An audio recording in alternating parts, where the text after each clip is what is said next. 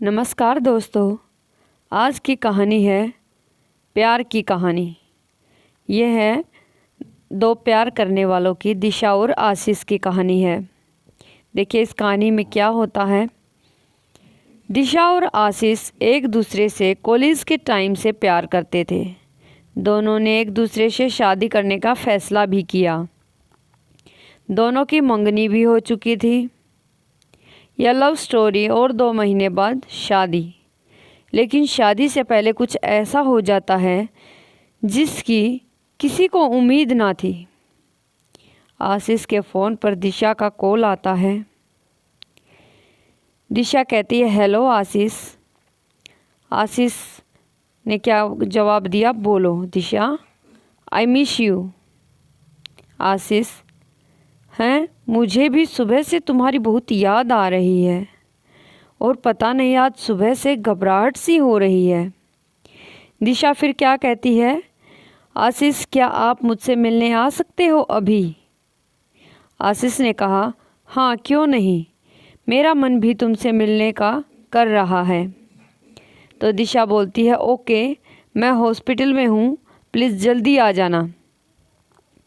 आशीष घबराते हुए बोला, क्या हुआ, प्लीज़ बताओ मुझे। दिशा कहती है, कुछ नहीं, बस सुबह चक्कर आ गया था, आप मेरे पास आ जाओ जल्दी।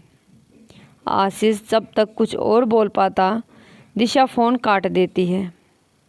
आशीष घबरा कर हड़बड़ाया सा हॉस्पिटल पहुंचता है।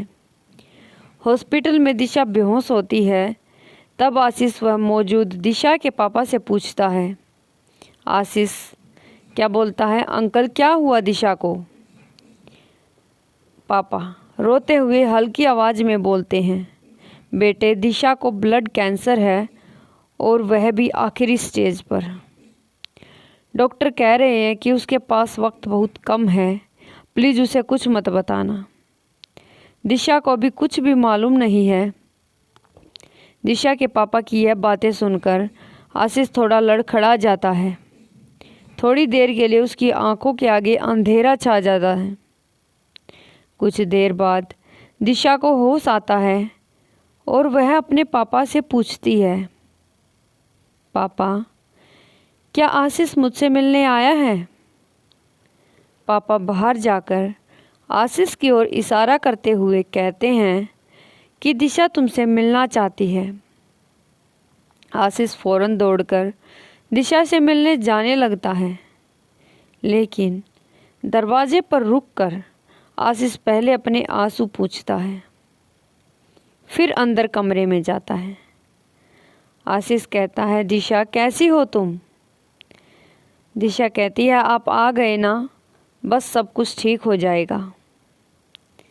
आशीष कहता है, हाँ अब सब कुछ ठीक हो जाएगा, लेकिन देख लो शादी को सिर्फ 2 महीने बचे हैं और तुमने अपनी तबीयत ख़राब कर ली। ठीक से खाना खाया करो।